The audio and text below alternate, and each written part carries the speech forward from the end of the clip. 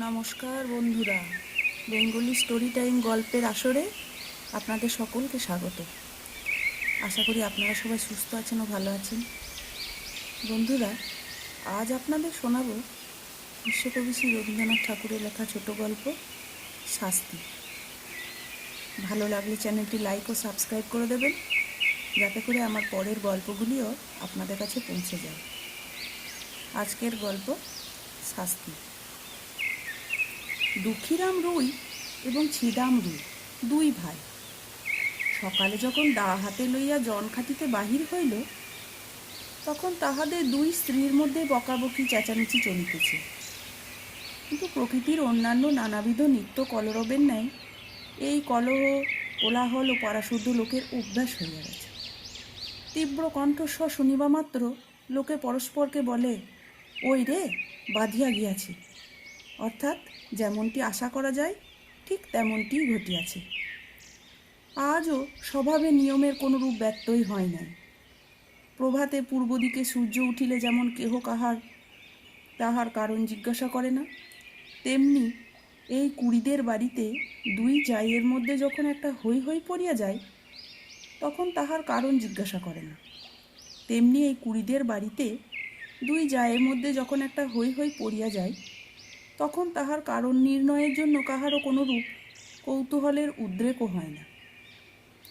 অবশ্য এই কোন্দল আন্দোলন প্রতিবেশীদের অপেক্ষা দুই স্বামীকে বেশি স্পর্শ করিত, সন্দেহ নাই। কিন্তু সেটা তাহারা কোনরূপ অসুবিধার মধ্যে গণ্য করিত না।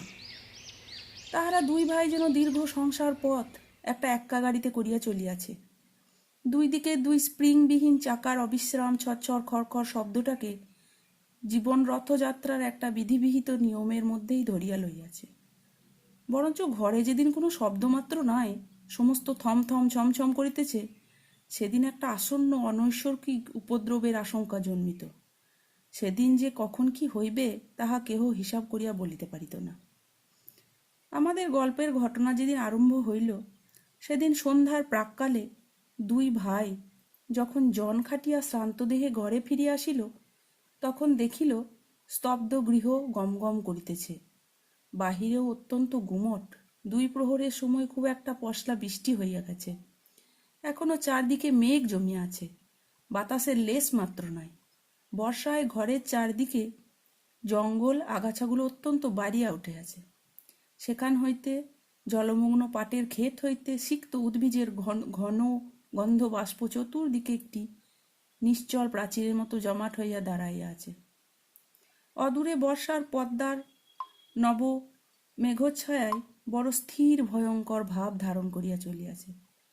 শস্যক্ষেত্রের অধিকাংশই ভাঙিয়া লোকালয়ের কাছাকাছি আসিয়া পড়িয়াছে। এমনকি ভাঙনের ধারে দুই চারিটা আম কাঁঠাল গাছের শিকড় বাহির হইয়া দেখা দিয়াছে, যেন তাহাদের নিরুপায় মুষ্টির প্রসারিত অঙ্গুলিগুলি শূন্যে একটা কিছু অন্তিম অবলম্বন আঁকড়াইয়া ধরিবার চেষ্টা করিতেছে। দুঃখীরাম এবং ছিদাম সেদিন জমিদারের কাছারি ঘরে কাজ করিতে গিয়াছিল। ও পাড়ের চরে জলি ধান পাকিয়াছে। বর্ষায় চর ভাসিয়া যাইবার পূর্বেই ধান কাটিয়া লইবার জন্য দেশের দরিদ্র লোকমাত্রেই কেহ বা নিজের ক্ষেত, কেহ বা পাট খাটিতে নিযুক্ত হইয়াছে। কেবল কাছারি হইতে পেয়াদা আসিয়া এই দুই ভাইকে জবরদস্তি করিয়া ধরিয়া লইয়া গেল। কাছারি ঘরে চাল ভেদ করিয়া স্থানে স্থানে জল পড়িতেছিল, তাহাই সারিয়া দিতে। গোটা কতক ঝাঁপ নির্মাণ করিতে তাহারা সমস্ত দিন খাটিয়াছে। বাড়ি আসিতে পাই নাই। কাছারি হইতেই কিঞ্চিত জলপান খাইয়াছে। মধ্যে মধ্যে বৃষ্টিতেও ভিজিতে হইয়াছে। উচিত মতো পাওনা মজুরি পাই নাই, এবং তাহার পরিবর্তে যে সকল অন্যায় কটুকথা শুনিতে হইয়াছে, সে তাহাদের পাওনার অনেক অতিরিক্ত। পথের কাদা জল ভাঙিয়া সন্ধ্যাবেলায় বাড়ি ফিরিয়া আসিয়া দুই ভাই দেখিল, ছোট যা চন্দরা ভূমিতে অঞ্চল পাতিয়া চুপ করিয়া পড়িয়াছে। আজিকার এই মেঘলা দিনের মতো সেও মধ্যাহ্নে প্রচুর অশ্রু বর্ষণপূর্বক সায়াহ্নের কাছাকাছি খান্তা দিয়া অত্যন্ত গুমট করিয়াছে। আর বড় যা রাধা মুখটা মস্ত করিয়া দাওয়ায় বসিয়াছিল। তাহার 1.5 বৎসরের ছোট ছেলেটি কান্দিতেছিল। দুই ভাই যখন প্রবেশ করিল, দেখিল উলঙ্গ শিশু প্রাঙ্গণের এক পার্শ্বে চিত হইয়া পড়িয়া ঘুমাইয়া আছে। ক্ষুধিত দুঃখীরাম কালো বিলম্ব না করিয়া বলিল, ভাত দে। বড় বউ বারুদের বস্তায় স্ফুলিঙ্গপাতের মতো এক মুহূর্তেই তীব্র কণ্ঠস্বর আকাশ পরিমাণ করিয়া বলিয়া উঠিল, ভাত কোথায় যে দিব? তুই কি চাল দিয়া গিয়েছিলি? আমি কি নিজে রোজগার করিয়া আনিব? সারাদিনে শ্রান্তি ও লাঞ্ছনার পর অন্নহীন নিরানন্দ অন্ধকার ঘরে প্রজ্বলিত ক্ষুদ্রানলে গৃহিণীর রুক্ষ বচন, বিশেষত শেষ কথাটার গোপন কুৎসিত শ্লেষ দুঃখীরামের হঠাৎ কেমন একেবারেই অসহ্য হইয়া উঠিল। ক্রুদ্ধ ব্যাঘ্রের ন্যায় গম্ভীর গর্জনে বলিয়া উঠিল, কি বলিলি? বলিয়া মুহূর্তের মধ্যে দা লইয়া কিছু না ভাবিয়া একেবারে স্ত্রীর মাথায় বসাইয়া দিল। রাধা তাহা ছোট জায়ের কোলের কাছে গিয়া পড়িল এবং মৃত্যু হইতে মুহূর্ত বিলম্ব হইল না। চন্দ্ররা রক্তসিক্ত বস্ত্রে কি হল গো বলিয়া চিৎকার করিয়া উঠিল। ছিদাম তাহার মুখ চাপিয়া ধরিল। ক্ষুদিরাম দা ফেলিয়া মুখে হাত দিয়া হতবুদ্ধির মতো ভূমিতে বসিয়া পড়িল। ছেলেটা জাগিয়া উঠিয়া ভয়ে চিৎকার করিয়া কান্দিতে লাগিল। বাহিরে তখন পরিপূর্ণ শান্তি। রাখাল বালক গরু লইয়া বাড়ি ফিরিয়া আসিতেছে। পরপারে চরে যাহারা নতুন পক্ষ ধান কাটিতে গিয়েছিল তাহারা 5-7 জনে এক একটি ছোট নৌকায় পরে ফিরিয়া পরিশ্রমের পুরস্কার 2-4 আটি ধান মাথায় লইয়া প্রায় সকলেই নিজ নিজ ঘরে আসিয়া পৌঁছেছে। চক্রবর্তীদের বাড়ি রামলোচন খুড়ো গ্রামের ডাকঘরে চিঠি দিয়া ঘরে ফিরিয়া নিশ্চিন্ত মনে চুপচাপ তামাক খাইতেছিল। হঠাৎ মনে পড়িল তাহার কোরফা প্রজা দুঃখীর অনেক টাকা খাজনা বাকি, আজ কিয়দংশ শোধ করিবে প্রতিশ্রুত হইয়াছিল। এতক্ষণে তাহারা নিশ্চয়ই বাড়ি ফিরিয়াছে স্থির করিয়া চাদরটা কাঁধে ফেলিয়া ছাতা লইয়া বাহির হইলেন। কুড়িদের বাড়িতে ঢুকিয়া তাহার গা ছমছম করিয়া উঠিল। দেখিলেন ঘরে প্রদীপ জ্বালা হয় নাই। অন্ধকার দাওয়ায় 2-4টা অন্ধকার মূর্তি অস্পষ্ট দেখা যাইতেছে। রহিয়া রহিয়া দাওয়ায় এক কোণ হইতে একটা অস্ফুট রোদন উচ্ছ্বসিতা হইয়া উঠিতেছে এবং ছেলেটা যত মা মা বলিয়া কান্দিয়া উঠিতে চেষ্টা করিতেছে, ছিদাম তাহার মুখ চাপিয়া ধরিতেছে। রামলোচন কিছু ভীতু হইয়া জিজ্ঞাসা করিলেন, দুঃখী আছিস নাকি? দুঃখী এতক্ষণ প্রস্তর মূর্তি মতো নিশ্চল হইয়া বসিয়াছিল। তাহার নাম ধরিয়া ডাকিবা মাত্র একেবারে অবোধ বালকের মতো উচ্ছ্বসিত হইয়া কান্দিয়া উঠিল। ছিদাম তাড়াতাড়ি দেওয়া হইতে অঙ্গনে নামিয়া চক্রবর্তীর নিকটে আসিল। চক্রবর্তী জিজ্ঞাসা করিলেন, মাগিরা বুঝি ঝগড়া করিয়া বসিয়া আছে? আজ তো সমস্ত দিনই চিৎকার শুনিয়াছি। এতক্ষণ ছিদাম কিং কর্তব্য কিছুই ভাবিয়া উঠিতে পারি নাই। নানা অসম্ভব গল্প তাহার মাথায় উঠিতেছিল, আপাতত স্থির করিয়াছিল। রাত্রি কিঞ্চিত অধিক হইলে মৃতদেহ কোথাও সরাইয়া ফেলিবে। ইতিমধ্যে সে চক্রবর্তী আসিয়া উপস্থিত হইবে এ সে মনেও করে নাই। ফস করিয়া কোনো উত্তর যোগাইল না, বলিয়া ফেলিল, হ্যাঁ আজ খুব ঝগড়া হইয়া গিয়াছে। চক্রবর্তী দেওয়ার দিকে অগ্রসর হইবার উপক্রম করিয়া বলিল, কিন্তু সেজন্য দুঃখী কাঁদে কেন রে? ছিদাম বলিল, আর রক্ষা হয় না। হঠাৎ বলিয়া ফেলিল, ঝগড়া করিয়া ছোট বউ বড় বউয়ের মাথায় এক দায়ের কোপ বসাইয়া দিয়াছে। উপস্থিত বিপদ ছাড়া যে আর কোনো বিপদ থাকিতে পারে এ কথা সহজে মনে হয় না। ছিদাম তখন ভাবিতেছিল, ভীষণ সত্যের হাত হইতে কি করিয়া রক্ষা পাইব। মিথ্যা যে তদপেক্ষা ভীষণ হইতে পারে তাহা তাহার জ্ঞান হইল না। রামলোচনের প্রশ্ন শুনিবা মাত্র তাহার মাথায় তৎক্ষণাৎ একটা উত্তর যোগাইল এবং তৎক্ষণাৎ বলিয়া ফেলিল। রামলোচন চমকিয়া উঠিয়া কহিল, বলিস কি, মরে নাই তো? ছিদাম কহিল, মরিয়াছে বলিয়া চক্রবর্তী পা জড়াইয়া ধরিল। চক্রবর্তী পালাইবার পথ পায় না, ভাবিল, রাম রাম, সন্ধেবেলা একই বিপদেই পড়িলাম। আদালতে সাক্ষ্য দিতে দিতেই প্রাণ বাহির হইয়া পড়িবে। ছিদাম কিছুতেই তাহার পা ছাড়িল না। কহিল, দাদা ঠাকুর, এখন আমার বউকে বাঁচাইবার কি উপায় করি? মামলা মোকদ্দমার পরামর্শে রামলোচন সমস্ত গ্রামের প্রধানমন্ত্রী ছিলেন। তিনি একটু ভাবিয়া বলিলেন, দেখ, ইহার এক উপায় আছে। তুই এখনই থানায় ছুটিয়া যা, বলগে তোর বড় ভাই দুঃখী সন্ধ্যাবেলায় ঘরে আসিয়া ভাত চাহিয়াছিল, ভাত প্রস্তুত ছিল না বলিয়া স্ত্রীর মাথায় দা বসাইয়া দিয়াছে। আমি নিশ্চয় বলিতেছি, এ কথা বলিলে ছুরিটা বাঁচিয়া যাইবে। ছিদামের কণ্ঠ শুষ্ক হইয়া আসিল। উঠিয়া কহিল, ঠাকুরের বউ গেলে বউ পাইব, কিন্তু আমার ভাই ফাঁসি গেলে আর তো ভাই পাইব না। কিন্তু যখন নিজের স্ত্রীর নামে দোষারোপ করিয়াছিল তখন এ সকল কথা ভাবে নাই। তাড়াতাড়িতে একটা কাজ করিয়া ফেলিয়াছে। এখন অলক্ষিতভাবে মন আপনার পক্ষে যুক্তি এবং প্রবোধ সঞ্চয় করিতেছে। চক্রবর্তীও কথাটা যুক্তিসঙ্গত বোধ করিলেন, কহিলেন, তবে যেমনটি ঘটিয়াছে তাই বলিস, সকল দিক রক্ষা করা অসম্ভব। বলিয়া রামলোচন অবিলম্বে প্রস্থান করিল। এবং দেখিতে দেখিতে গ্রামে রাষ্ট্র হইল যে কুড়িদের বাড়ির চন্দরা রাগারাগি করিয়া তাহার বড় জায়ের মাথায় দা বসাইয়া দিয়াছে। বাঁধ ভাঙিলে যেমন জল আসে, গ্রামের মধ্যে তেমনি হু হু শব্দে পুলিশ আসিয়া পড়িল। অপরাধী এবং নিরপরাধী সকলেই বিষম উদ্বিগ্ন হইয়া উঠিল। ছিদাম ভাবিল, যে পথ কাটিয়া ফেরিয়াছে সেই পথেই চলিতে হইবে। সে চক্রবর্তীর কাছে নিজ মুখে এক কথা বলিয়া ফেলিয়াছে, সে কথা গাঁ শুদ্ধ রাষ্ট্র হইয়া পড়িয়াছে। এখন আবার আর একটা কিছু প্রকাশ হইয়া পড়িলে কি জানি কি হইতে কি হইয়া পড়িবে, সে নিজেই কিছু ভাবিয়া পাইল না। মনে করিল কোনো মতে সে কথাটা রক্ষা করিয়া তাহার সহিত আর 5টা গল্প জুড়িয়া স্ত্রীকে রক্ষা করা ছাড়া আর কোনো পথ নাই। ছিদাম তাহার স্ত্রী চন্দরাকে অপরাধ নিজ স্কন্ধে লইবার জন্য অনুরোধ করিল। সে তো একেবারে বজ্জাহত হইয়া গেল। ছিদাম তাহাকে আশ্বাস দিয়া কহিল, যাহা বলিতেছি তাই কর, তোর কোনো ভয় নাই, আমরা তোকে বাঁচাইয়া দিব। আশ্বাস দিল বটে, কিন্তু গলা শুকাইল, মুখ পাংশুবর্ণ হইয়া গেল। চন্দরার বয়স 17-18 অধিক হইবে না। মুখখানি হিষ্টপুষ্ট, গোলগাল, শরীরটি অনতি দীর্ঘ, আঁটো সুস্থ সবল। অঙ্গপ্রত্যঙ্গের মধ্যে এমন একটি সৌষ্ঠব আছে যে চলিতে ফিরিতে নড়িতে চড়িতে দেহের কোথাও যেন কিছু বাঁধে না। একখানি নূতন তৈরি নৌকার মতো, বেশ ছোট্ট এবং সুডল, অত্যন্ত সহজে সরে এবং তাহার কোথাও কোনো গ্রন্থি শিথিল হইয়া যায় না। পৃথিবীর সকল বিষয়েই তাহার একটা কৌতুক এবং কৌতূহল আছে। পাড়ায় গল্প করিতে যাইতে ভালোবাসে এবং কুম্ভকক্ষে ঘাটে যাইতে আসিতে 2 অঙ্গুলি দিয়া ঘোমটা ঈষৎ ফাঁক করিয়া উজ্জ্বল চঞ্চল ঘনকৃষ্ণ চোখ দুটি দিয়া পথের মধ্যে দর্শনযোগ্য যাহা কিছু সমস্ত দেখিয়া লয়। বড় বউ ছিল ঠিক উহার উল্টা, অত্যন্ত এলোমেলো, ঢিলে ঢালা, অগোছালো।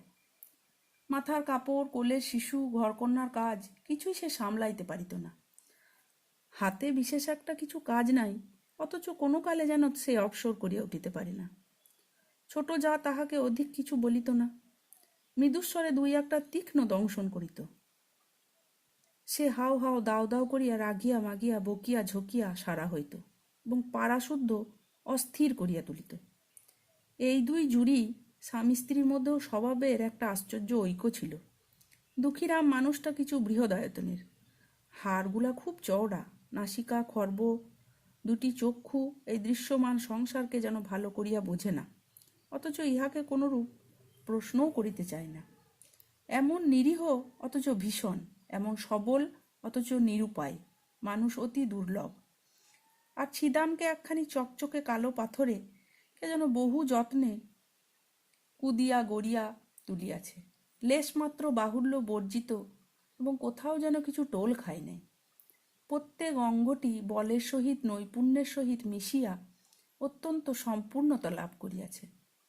নদীর উচ্চপার হইতে লাফাইয়া পড়ুক, লগি দিয়া নৌকা ঠেলুক, বাঁশ গাছে চড়িয়া বাছিয়া বাছিয়া কঞ্চি কাটিয়া আনুক, সকল কাজেই তাহার একটি পরিমিত পরিপাট্য, একটি অবলীলাকৃত শোভা প্রকাশ পায়। বড় বড় কালো চুল তেল দিয়া কপাল হইতে যত্নে আঁচড়াইয়া তুলিয়া কাঁধে আনিয়া ফেলিয়াছে। বেশভূষা সাজসজ্জায় বিলক্ষণ একটু যত্ন আছে। অপরাপর গ্রাম্য বধূদিগের সৌন্দর্যের প্রতি যদিও তাহার উদাসীন দৃষ্টি ছিল না, এবং তাহাদের চোখকে আপনাকে মনোরম করিয়া তুলিবার ইচ্ছাও তাহার যথেষ্ট ছিল, তবু ছিদাম তাহার যুবতী স্ত্রীকে একটু বিশেষ ভালোবাসিত। উভয়ে ঝগড়াও হইত, ভাবও হইত, কেহ কাহাকেও পরাস্ত করিতে পারিত না।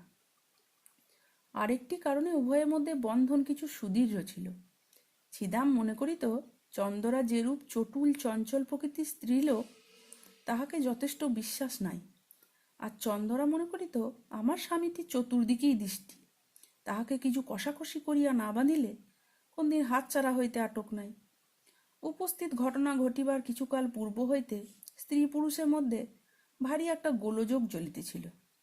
চন্দরা দেখিয়াছিল তাহার স্বামী কাজের ওজর করিয়া মাঝে মাঝে দূরে চলিয়া যায়, এমনকি 2-1 দিন অতীত করিয়া আসে, অথচ কিছু উপার্জন করিয়া আনে না। লক্ষণ মন্দ দেখিয়া সেও কিছু বাড়াবাড়ি দেখাইতে লাগিল।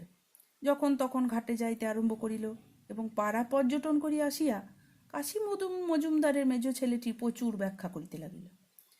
ছিদামের দিন ও রাত্রিগুলির মধ্যে কে যেন বিষ মিশাইয়া দিল।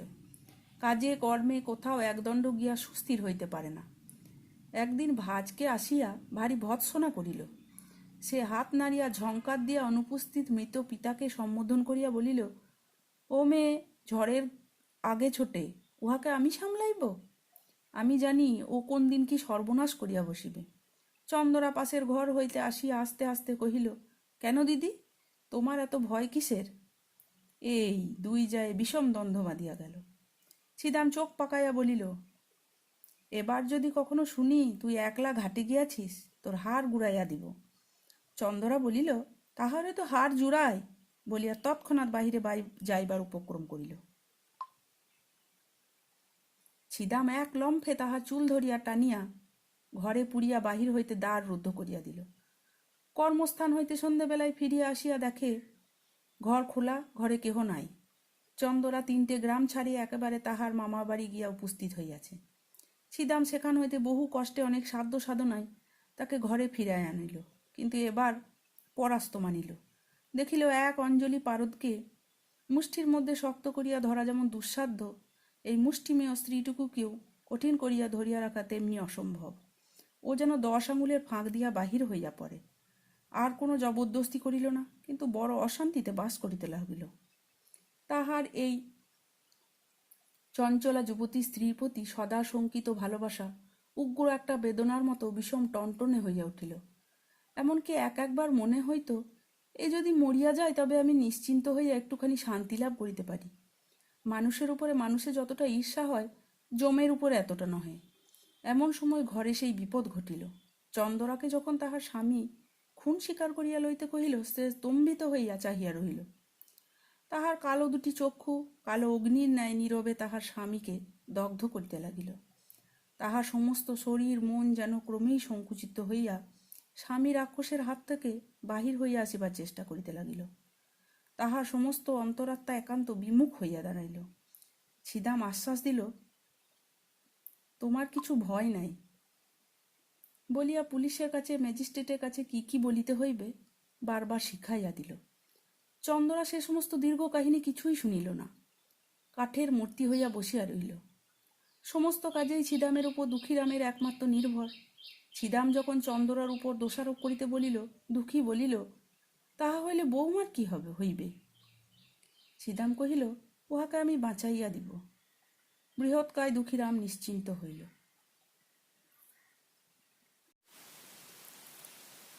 ছিদাম তাহার স্ত্রীকে শিখাইয়া দিয়াছিল যে, তুই বলিস বড়জা আমাকে বটি লইয়া মারিতে আসিয়াছিল, আমি তাহাকে দা লইয়া ঠেকাইতে গিয়া হঠাৎ কেমন করিয়া লাগিয়া গিয়াছে। এ সমস্তই রামলোচনে রচিত। ইহার অনুকূলে যে যে অলঙ্কার এবং প্রমাণ প্রয়োগের আবশ্যক, তাহাও সে বিস্তারিতভাবে ছিদামকে শিখাইয়াছিল। পুলিশ আসিয়া তদন্ত করিতে লাগিল। চন্দরাই যে তাহার বড়জাকে খুন করিয়াছে, গ্রামের সকল লোকের মনে এই বিশ্বাস বদ্ধমূল হইয়া গিয়াছে। সকল সাক্ষীর দ্বারাই সেইরূপ প্রমাণ হইল। পুলিশ যখন চন্দরাকে প্রশ্ন করিল, চন্দরা কহিল, হ্যাঁ, আমি খুন করিয়াছি। কেন খুন করিয়াছ? আমি তাহাকে দেখিতে পারিতাম না। কোনো বচসা হইয়াছিল? না।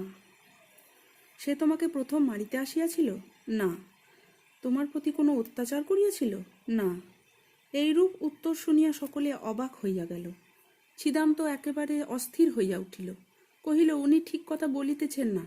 বড় বউ প্রথমে দারোগা খুব এক তাড়া দিয়া তাহাকে থামাইয়া দিল।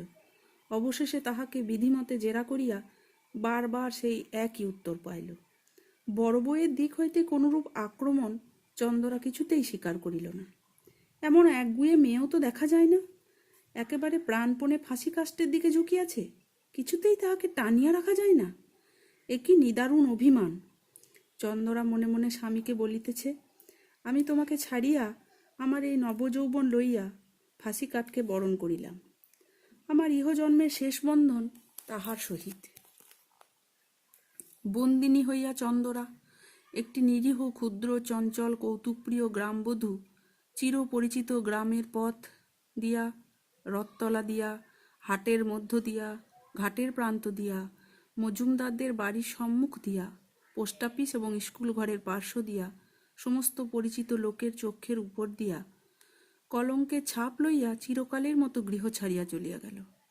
এক পাল ছেলে পিছন পিছন চলিল এবং গ্রামের মেয়েরা, তাহার সই সাঙ্গাতরা, কেহ ঘুমটার ফাঁক দিয়া, কেহ দ্বারের প্রান্ত হইতে, কেহ বা গাছের আড়ালে দাঁড়াইয়া পুলিশ চালিত চন্দরাকে দেখিয়া লজ্জায়, ঘৃণায়, ভয়ে কণ্টকিত হইয়া উঠিল।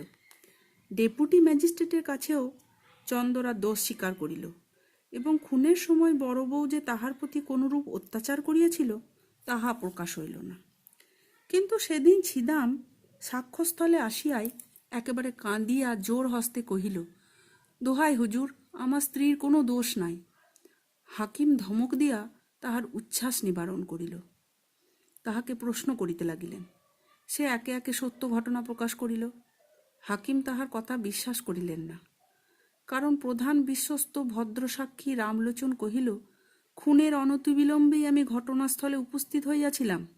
সাক্ষী ছিদাম আমার নিকট সমস্ত স্বীকার করিয়া আমার পা জড়াইয়া ধরিয়া কহিল, বউকে কি করিয়া উদ্ধার করিব, আমাকে যুক্তি দিন।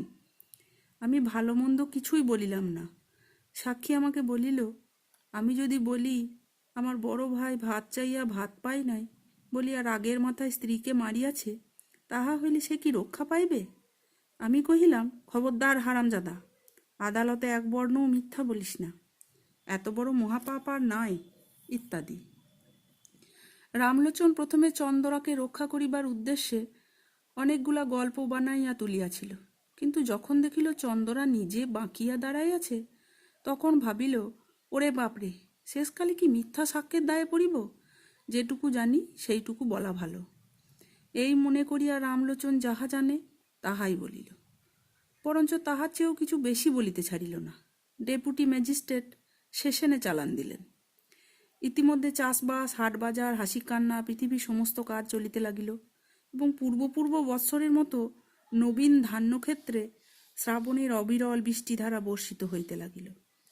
পুলিশ, আসামি এবং সাক্ষী লইয়া আদালতে হাজির।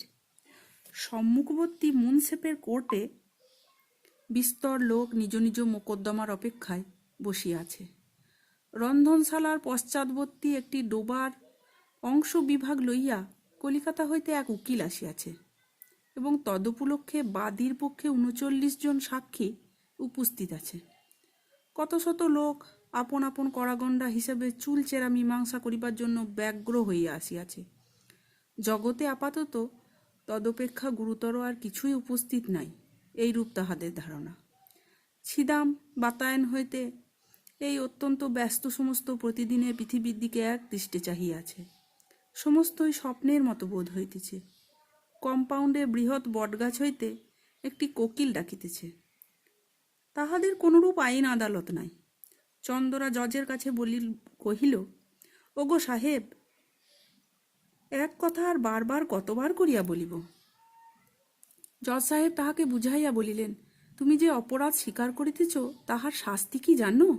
চন্দরা কহিল, না। জজ সাহেব কহিলেন, তাহার শাস্তি ফাঁসি।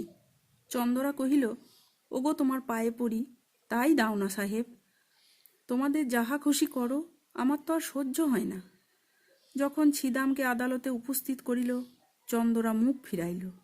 জজ কহিলেন, সাক্ষীর দিকে চাহিয়া বলো, এ তোমার কে হয়? চন্দরা দুই হাতে মুখ ঢাকিয়া কহিল, ও আমার স্বামী হয়। প্রশ্ন হইল, ও তোমাকে ভালোবাসে না? চন্দরা উত্তর করিল, উহ, ভারী ভালোবাসে। প্রশ্ন, তুমি উহাকে ভালোবাসো না? উত্তর আসিল চন্দরার কাছ থেকে, খুব ভালোবাসি। ছিদামকে যখন প্রশ্ন হইল, ছিদাম কহিল, আমি খুন করিয়াছি। প্রশ্ন হইল, কেন? ছিদাম, ভাত চাহিয়াছিলাম, বড় বউ ভাত দেয় নাই। দুঃখীরাম সাক্ষ্য দিতে আসিয়া মূর্ছিত হইয়া পড়িল। মূর্ছাভঙ্গের পর উত্তর করিল, সাহেব, খুন আমি করিয়াছি। কেন? ভাত চাহিয়াছিলাম, ভাত দেয় নাই। বিস্তর জেরা করিয়া এবং অন্যান্য সাক্ষ্য শুনিয়া জজ সাহেব স্পষ্ট বুঝিতে পারিলেন, ঘরে স্ত্রীলোককে ফাঁসির অপমান হইতে বাঁচাইবার জন্য ইহারা দুই ভাই অপরাধ স্বীকার করিতেছে। কিন্তু চন্দরা পুলিশ হইতে সেশন আদালত পর্যন্ত বরাবর এক কথা বলিয়া আসিতেছে। তাহার কথা তিল মাত্র নড়চড় হয় নাই। দুইজন উকিল স্বেচ্ছাপবিত্র হইয়া তাহাকে প্রাণদণ্ড হইতে রক্ষা করিবার জন্য বিস্তর চেষ্টা করিয়াছে, কিন্তু অবশেষে তাহার নিকট পরাস্ত মানিয়াছে। যেদিন একরত্তি বয়সে একটি কালো কোলো ছোটোখাটো মেয়ে তাহার গোলগাল মুখটি লইয়া খেলার পুতুল ফেলিয়া বাপের ঘর হইতে শ্বশুর ঘরে আসিল, সেদিন রাত্রে শুভলগ্নের সময় আজিকার দিনের কথা কে কল্পনা করিতে পারিত? তাহার বাপ মরিবার সময় এই বলিয়া নিশ্চিন্ত হইয়াছিল যে, যাহা হোক, আমার মেয়েটির একটি সদ্গতি করিয়া গেলাম। জেলখানায় ফাঁসির পূর্বে দয়ালু সিভিল সার্জেন্ট চন্দরাকে জিজ্ঞাসা করিল, কাহাকেও দেখিতে ইচ্ছা করো? চন্দরা কহিল, একবার আমার মাকে দেখিতে চাই। ডাক্তার কহিল, তোমার স্বামী তোমাকে দেখিতে চাই, তাহাকে কি ডাকিয়া আনিব? চন্দরা কহিল, মরণ। আজকে এই পর্যন্তই বন্ধুরা। ভালো লাগলে চ্যানেলটি লাইক, সাবস্ক্রাইব এবং কমেন্ট করবেন এবং চ্যানেলটির পাশে থাকবেন।